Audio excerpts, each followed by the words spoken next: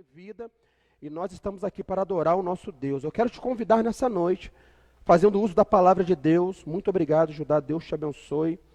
Abrir a sua Bíblia na carta do apóstolo Paulo aos Gálatas.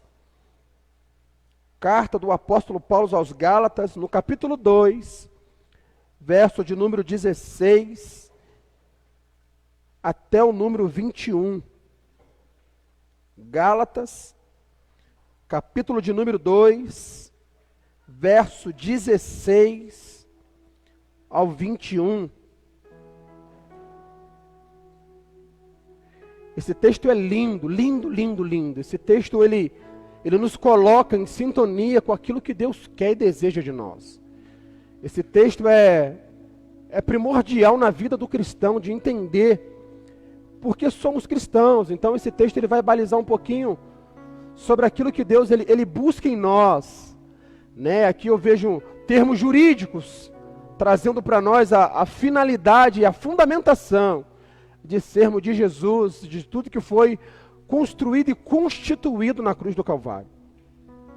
Gálatas 2, verso 16, diz assim: sabendo contudo que o homem não é justificado por obras da lei, e se mediante a fé em Cristo Jesus, também temos crido que em Cristo Jesus, para que fôssemos justificados pela fé, em Cristo e não por obras da lei.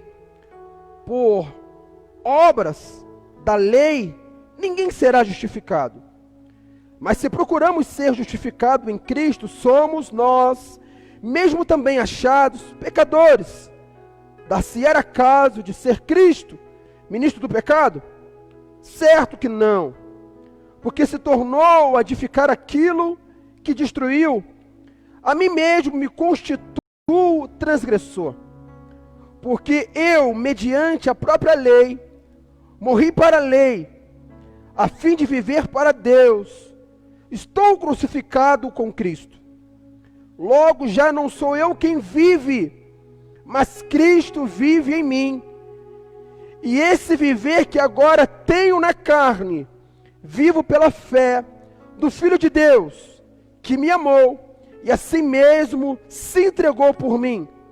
Não anulo a graça de Deus, pois se a justiça é mediante a lei, segue-me morrer Cristo em vão. Feche seus olhos, vamos orar. Senhor, a Tua palavra, ela está sendo aberta de ponta a ponta para a Tua igreja.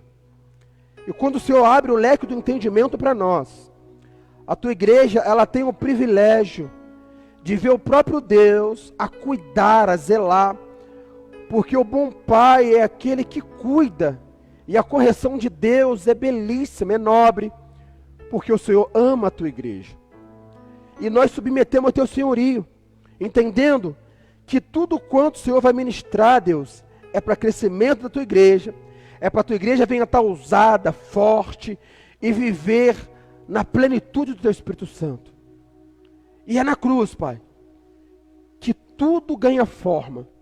E é na cruz que nós vencemos as nossas maiores batalhas. Eu oro, abençoando a Tua igreja, em o nome de Jesus Cristo. Amém. Graças a Deus. Tome assento, meu irmão. Tome assento, minha irmã. Tem uma canção que tem mexido muito o meu coração essa semana. É a canção da Heloísa Rosa. Ela começa a falar que leva-me para a cruz onde eu te encontro. Ela começa a dizer, leva para a cruz onde eu preciso. Ela começa a trazer parâmetros da cruz com a vida dela. Ela começa a trazer parâmetros da cruz com a verdadeira adoração. Ela começa a se posicionar diante da cruz e dizendo, Deus, se não for para estar na cruz, eu não quero. E ela vai dizer assim, eu já estou crucificado em Cristo. Já estou crucificado em Cristo. Ela vai dizer no estribilho da canção, que é na cruz onde ela se encontra. Que é na cruz onde seus olhos se abrem. Que é na cruz onde ela se posiciona diante do reino de Deus. Que é na cruz onde as coisas ganham formas e nós ficamos agora aparentes, porque a cruz ela vai espelhar o nosso pecado e vai transparecer a santidade e o amor de Deus.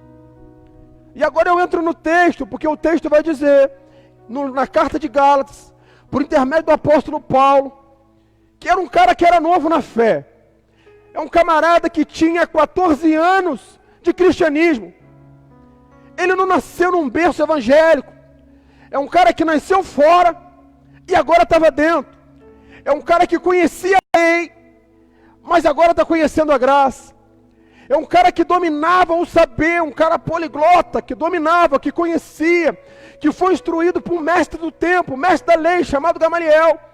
Então, a respeito de lei, ninguém era mais apurado do que ele. Então, ele conhecia a lei. Mas, num dado momento, nesses 14 anos, que ele teve o coração aberto para Cristo, e teve uma experiência fantástica na sua caminhada de fé, ele começou a caminhar com um homem de Deus chamado Barnabé, e esse homem participou com ele algumas viagens missionárias, e no dado meio do caminho, ele foi convertendo pessoas na anunciação das boas novas, e essa anunciação das boas novas fez com que um escravo grego chamado Tito abra seu coração para Jesus, conta a experiência dele para Paulo, e começa a falar assim: olha, eu tinha um senhor, e o meu senhor me oprimia, pegava pesado comigo, mas eu fugi da presença dele, eu fugi, porque ele não estava me tratando bem. Mas aquele moço que era escravo, que foge, ele encontra com Paulo, encontra com o Evangelho, encontra com Jesus, e tem a sua vida transformada, começa a ser municiado de palavras proféticas, palavra de conhecimento, palavra de revelação, e ali ele se alimenta. Só que tem um sonho no coração daquele homem, que estava em Antioquia, quando abriu o coração dele, e Paulo falou assim: é necessário que nós nos desloquemos para Jerusalém, porque lá em Jerusalém estão os homens de Deus que caminharam com Jesus. Lá está Cefas, Pedro, os demais companheiros apóstolos que caminharam com Jesus, e eu quero mostrar para ele a tua vida, que você é um grego, um novo convertido, um pagão, que tem uma vida acesa em Deus. E agora chega lá em Jerusalém. Que top, hein? Visitar Jerusalém, onde pessoas pagam caro para estar lá. Esse moço foi convidado pelo apóstolo Paulo a estar lá em Jerusalém, do lado de Pedro, do lado de Tiago, de João, do lado dos demais apóstolos estavam lá, e eles estavam lá a debater, a falar das coisas grandiosas do Evangelho, estavam lá a discursar a respeito daquilo que é o fundamento da fé. Então Pedro com os apóstolos estavam ali. É uma coisa de luxo viajar para Jerusalém, a Terra Santa, onde nasceu e morreu e ressuscitou o nosso Senhor. Caminhar com o homem de Deus, que caminharam com o Rei Jesus, e tem muito a nos ensinar sobre os segredos da fé. Paulo explicou o Evangelho da Boa Nova da maneira habitual e costumeira na qual ele viveu esses 14 anos. E Tito estava lá, como um fruto. Como um fruto. Eu vou entrar no texto, mas eu quero te perguntar nessa noite: quanto tempo você está na caminhada da fé? Quanto tempo você serve a Jesus? Porque o apóstolo Paulo era um novo convertido e estava levando na presença de Deus o seu fruto. Tito não era um camarada qualquer, não era um camarada que era fácil de ganhar, era um camarada que estava completamente habitolado, fugindo das suas responsabilidades. E o apóstolo Paulo não passa a mão na cabeça dele, não. O apóstolo Paulo fala assim: olha, agora que você aceitou a Cristo, você vai voltar lá para o seu Senhor, você vai servir Ele melhor do que você servia antes, porque você não vai servir o seu Senhor porque Ele é o seu Senhor, você vai servir Ele porque Jesus é o teu Senhor. Mudou-se. Estava embaralhando as coisas na cabeça deste moço, mas mudou-se. E vai dizer que ele volta. Prova disso que ele volta, o apóstolo Paulo escreve uma carta a Tito, este mesmo moço, que ele leva para Jerusalém, para começar a sintonizar ele na fé, porque outrora ele estava fora, e agora ele está dentro. Então o primeiro ponto que eu quero trabalhar nessa noite, que é, sabendo que o homem não é justificado pelas obras, o que acontece, pastor? Não podemos ser condescendentes com os erros que comprometam a verdade do Evangelho. Condescender é que você não impõe regras. A ordem, disciplina, Condescender é você ver que alguma coisa está errado e você não faz nada, faz corpo mole. A aplicação particular aqui, ela nos parece bem simples, porque o texto, a situação que eles estavam ali duvidando e estudando, era a respeito da circuncisão. Daqueles que tinham a fé em Jesus, e que não eram judeus, mas eram de outra religião, outra região, eles não poderiam receber Jesus como incircunciso. Aí Paulo fala assim, olha, peraí, vocês andaram com Jesus, vocês caminharam com Jesus, a lei já fala isso tudo. A lei já fala a respeito do decálogo de Deus, dos 10 mandamentos, que você tem que adorar a Deus, não pode se dobrar em mais escultura, não pode roubar, não pode adulterar, não pode dar falso testemunho, não pode cobiçar as coisas alheias, não pode, a lei está lá. Mas a lei ela fala a respeito de uma obrigação, de eu não fazer para não ser punido. A lei está lá por intermédio do pecado, para mim não pecar. Quando Jesus vem, ele não vem para isso, ele vem para falar que muito além da lei, ele vem a vida, muito além de obedecer e atentar para a lei, eu tenho que atentar para a vida humana, para o coração que se abre. Eu não quero saber onde ele nasceu, eu quero saber se ele quer Jesus. Eu não quero saber quem é o pai ou quem é a mãe dele, eu quero saber se o coração dele abriu, eu quero ser o primeiro a cuidar dele. Apóstolo Paulo cuidou de Timóteo, apóstolo Paulo cuidou de Tito. E nós na igreja do Senhor queremos cuidar daqueles que é mais fácil cuidar. É mais fácil cuidar daquele que vai me obedecer do que cuidar daquele que levantou a voz para mim. É mais fácil cuidar daquele, se eu falar ele vai baixar a cabeça, do que cuidar daquele, se eu falar ele vai me retrucar, vai fechar a mão e vai falar assim, vem se eu não te pego. É mais fácil eu cuidar de alguém que vai passar a mão na minha cabeça, ou vai me oferecer um banquete, do que eu pagar um preço, gastar um preço por alguém que não está nem aí para mim, que a qualquer momento pode pisar no meu pé e me dar uma apunhalada. Aí o apóstolo Paulo está lá. Os judeus eles tinham sido salvos e não por causa da lei, porque a lei não traz salvação. A lei ela traz uma obrigação. Eu obedeço, logo não sou condenado, porque a lei condena a morte aqueles que fracassavam em obedecer perfeitamente. Isso trouxe maldição sobre todos, porque todos romperam os seus sagrados preceitos, mas o Salvador é aquele que apresentou como único objeto de fé. E Paulo ele fala, ele coloca que o gentio ele não pode estar debaixo da lei, porque a lei dizia que as pessoas que deviam fazer, mas não fazem, elas automaticamente seriam punidas. A lei ela foi dada para revelar o pecado, para que a salvação viesse por intermédio da graça em Cristo Jesus. Esse texto é um divisor de água na vida do cristão. Ele fala muito sobre a vida do cristão, porque ele vai falar assim, pois, se nós que procuramos ser justificados em Cristo, o que precisamos fazer?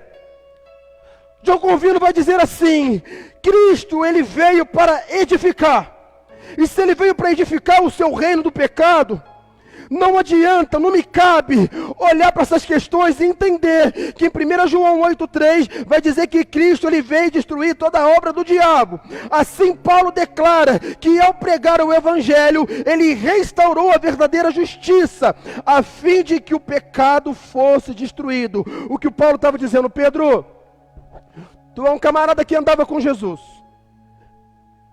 Se você está voltando atrás a respeito de não comer com gentios, está errado.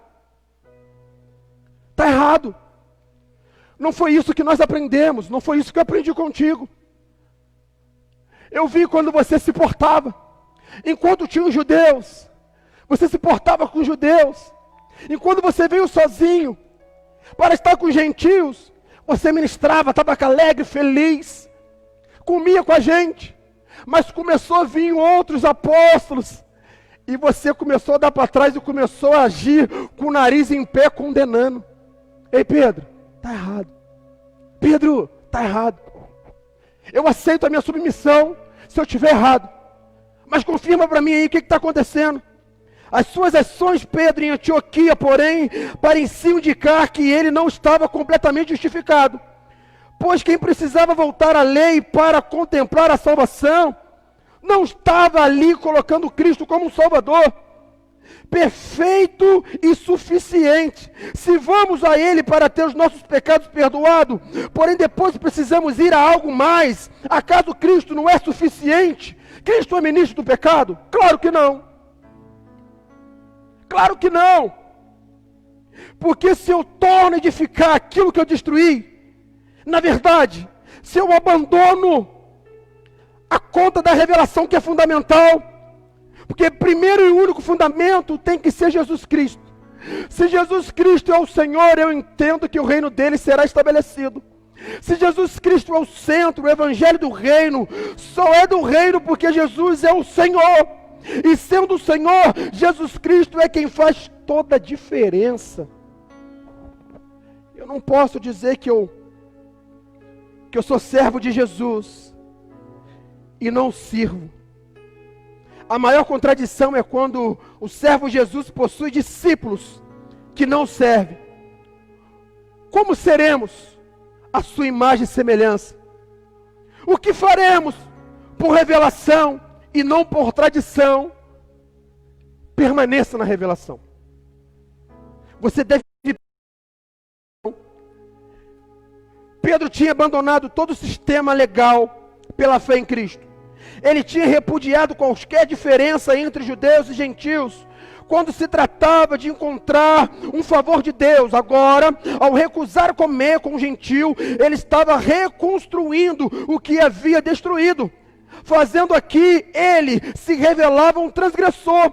Ou ele estava errado por trocar a lei por Cristo, ou estava errado agora por trocar Cristo pela lei. Pedro, você está errado. Agora você vai escolher o teu erro. Ou errado por optar pela lei e abandonar Cristo, ou errado por escutar e trocar a Cristo pela lei. Escolhe qual é o teu erro. Que moral, hein? Que moral, hein?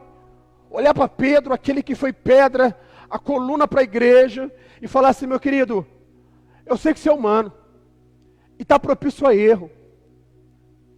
Confessa que dói menos. Ei, Pedro, eu sei que eu estou chegando agora, eu sou um novo na fé, mas confessa que dói menos. Quem morreu na cruz foi Jesus. Tudo que foi construído lá foi para nós. Eu não andei com ele, eu não tive o privilégio que vocês tiveram de passar com ele 3 anos e meio, de participar do Calvário. Eu não tive esse privilégio. Vocês tiveram. Mas a experiência que eu tive foi tão marcante que a minha vida inteira eu estava agarrado na lei e ela não me levou a lugar nenhum. Eu estava agarrado nos meus dogmas e ela não me levou a lugar nenhum. Eu estava agarrado em tradições, mas não me levou a lugar nenhum. Mas quando eu tive o encontro com Jesus, as coisas mudaram. Quando a minha vida foi marcada por Ele, não tem como eu viver dependendo da lei. Eu dependo da salvação em Cristo Jesus. Aí ele vai dizer, em Gálatas 2:20, já estou crucificado com Cristo. Eu não estive lá, mas aquilo que foi feito está valendo na minha vida. Já estou crucificado com Cristo. Eu não olhei, mas já estou crucificado com Cristo. Eu não vi nada dos milagres que vocês viram, mas já estou crucificado com Cristo. Ficar no pé da cruz não ajuda. Não estar no pé da cruz, o caminho na qual Jesus venceu. Temos que estar na cruz. Foi aí que Jesus venceu o principado e potestade e todos os poderes das trevas. Quando eu uso de palavras que eu tenho que estar nos pés da cruz, está errado. Você tem que estar na cruz. Porque já estou crucificado com Cristo. Jesus não estava nos pés, Ele estava nela. E por estar nela, você tem que anunciar que estar na cruz. Porque por intermédio de estar na cruz, os poderes das trevas e todas as hostes do inferno são vencidas. E é aí que nós vencemos. Cometer pecado e receber graça para ser perdoado. É apropriado que o iniciante esteja entusiasmado, querer ganhar o mundo num dia só. Um novo convertido, meu irmão, não tem ninguém com mais gás do que ele. Não tem. Não tem ninguém com a vontade de aprender mais aguçada que a dele. Não tem. Não tem ninguém que desafie, que ele não arrisque a própria vida por uma causa nobre. Não tem. Agora está o apóstolo Paulo, novo convertido, dizendo: olha, meu irmão, se eu tiver errado, eu desmonto tudo quanto eu aprendi, mas eu quero começar certo. Mas se eu tiver certo, eu quero dizer que já estou crucificado com Cristo, já não vive mais eu, mas Cristo vive em mim. Ele anuncia o poder da cruz, ele anuncia que estava anulando a sua vida para gastar na presença de Deus. Ele estava dizendo: olha, meu irmão, eu não quero ser gradual, eu não quero ser parcial, eu quero entregar a minha vida por completo na cruz e ser crucificado com Jesus. Eu não quero somente um dia ou outro estar na cruz, eu quero todo dia estar na cruz. Eu não quero só no domingo estar na cruz, eu quero na segunda, na terça, todos os dias da semana estar na cruz. Eu não quero somente os momentos de culto, ou momentos de festividade estar na cruz, ou no momento que está ruim, buscar a cruz. Eu quero no momento do churrasco, da festa, eu quero no momento da cruz. Está na cruz. Pela manhã eu ministrava e trouxe uma ilustração a respeito de nós nos queimar, nós nos gastar em prol do outro. E eu falei a respeito de uma vela. Uma vela para ti hoje não faz muito sentido, não vale nada. Você vai no mercado com um pacotinho de vela, você deve pagar uns 3, 4 reais. Aí vem 12 velas, se você dividir ali por 12, não vai dar centavos. Mas uma vela acesa, ela ilumina o caminho de muitas pessoas. Uma vela acesa faz com que muitas pessoas não andem mais na escuridão. Uma vela acesa, ela não vale de nada, porque ela não pensa em si só.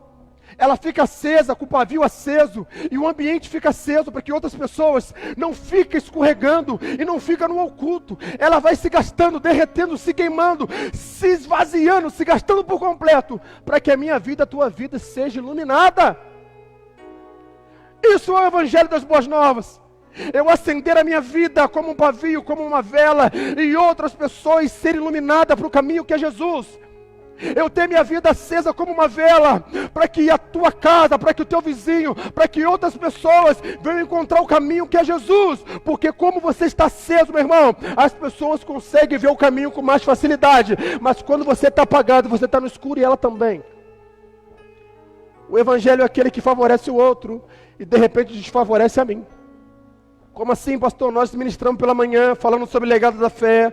Nós trazemos a história de José, um camarada que pela lei, ele tinha todo o direito de repudiar sua esposa Maria. Pela lei, ele tinha todo o capricho, todos os deméritos para poder entregar a Maria por bandeja. Pela lei, essa mesma lei que aprisiona, a primeira lei que mata, a lei que faz com que a gente venha agir por as intenções próprias. Pela mesma lei, ele tinha legalidade para fazer qualquer coisa com Maria, porque estava grávida e eles não tinham nada ainda, não tinham nem casado. Pela lei, ele tinha toda a autonomia para fazer qualquer delito. Pela lei, ele foi desfavorecido pela lei, mas dentro da lei ele viu um meio que era maior do que a lei. Dentro da lei, ele viu algo que era bem mais precioso do que a lei, que era a obediência, que era o amor, que era a graça, que era a misericórdia, que era a justiça de Deus. Ele encontrou e protegeu Maria, protegeu um legado, se ajuntou a ela, casou com ela. E eu entendo, meu irmão, que quando eu estou aceso nas boas novas do Evangelho,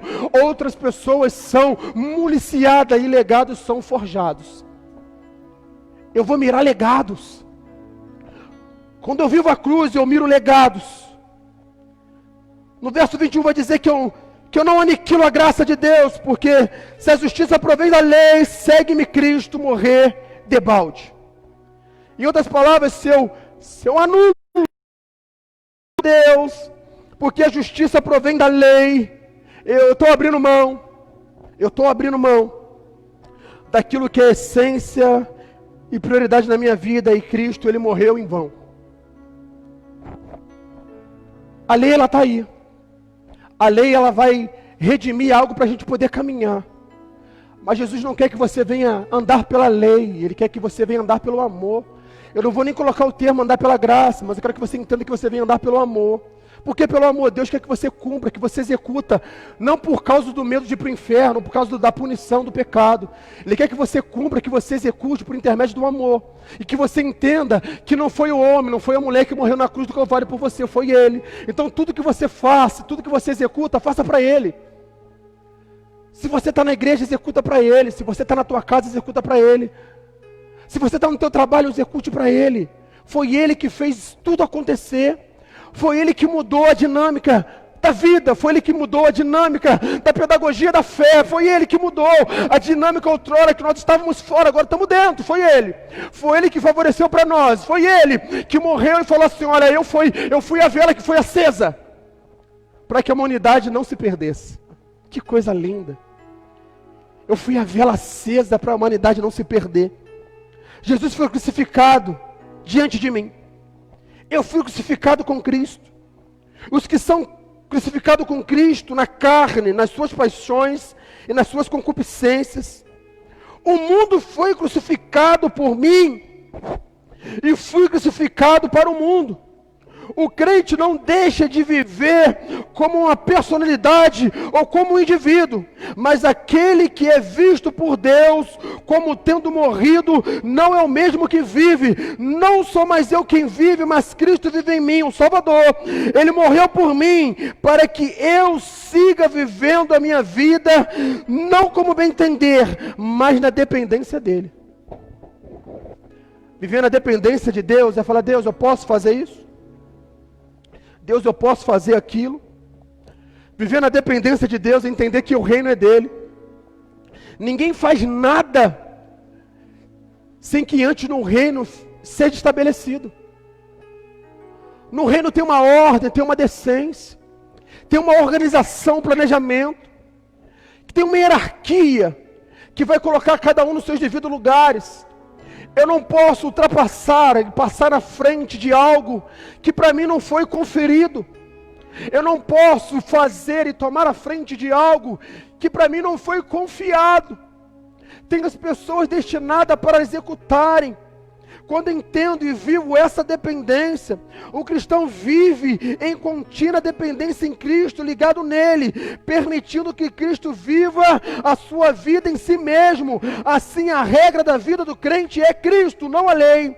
Não é uma questão de se esforçar, mas de confiar. Ele vive uma vida santa, não por medo ou por castigo, mas por amor ao Filho de Deus. Eu vou entender, meu querido, que quando eu entendo a crucificação de Jesus, quando eu entendo os feitos de Cristo na cruz do Calvário, Ele vai me anelar, Ele vai me abraçar, ao ponto de dizer assim, olha, você está protegido pela cruz que você defende, que você está crucificado.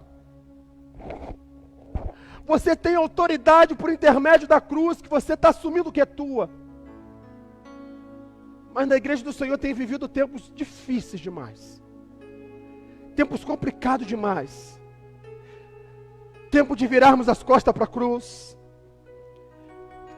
Tempo de fechar os nossos olhos para a cruz. Tempo de pregar tantas coisas que não seja a cruz. Igrejas que estão abertas, funcionando online ou presencial, que têm deixado de falar da cruz. O apóstolo Paulo, ele é muito enfadonho quando ele fala que para os outros é loucura. Tem coisa que me dá um resultado mais fácil. Tem coisas que fazem com que eu venha ter um resultado mais rápido. O apóstolo fala assim, é loucura. E ele vai dizer, mas para nós é poder de Deus. Eu vou falar da cruz, mesmo que demore um tempo para conseguir aquilo que meu coração anseia e deseja. Eu vou ministrar a cruz, porque se a tua vida sendo acesa em Deus, a tua casa se posicionando diante do reino, é uma alegria tamanho, e não há preço que pague. Eu vou falar da cruz, porque foi a cruz que me colocou neste altar. Eu vou falar da cruz, Porque por intermédio dos feitos na cruz, nós estamos aqui para glorificar o Filho de Deus. Eu vou ministrar a cruz, porque a cruz, ela vai nos colocar na condição de servo e não de senhor. Eu vou ministrar a cruz, porque a cruz vai novamente, como uma antena, nos sintonizar com a frequência do céu. E se eu estiver fora um pouquinho, eu deixo de receber aquilo que Deus quer para a minha vida. A frequência dos céus, ela passa na cruz. A cruz é essa antena que nos sintoniza aos canais dos céus. E só eu abrir mão dessa antena, dessa frequência que passa na cruz, eu vou deixar de receber tudo quanto já está sendo liberado dos céus. Os canais, os milagres, os prodígios, uma fase nova na minha vida, que eu só posso acessar por intermédio da cruz. A cruz vai abrir de maneira muito visível aquilo que Deus quer para nós. Deus quer para ti uma família restaurada, uma família bem-sucedida.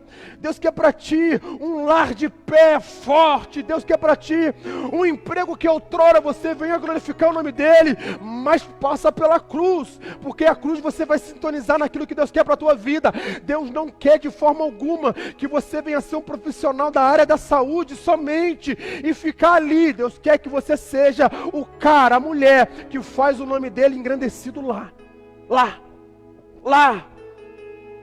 Mas é a cruz que baliza isso.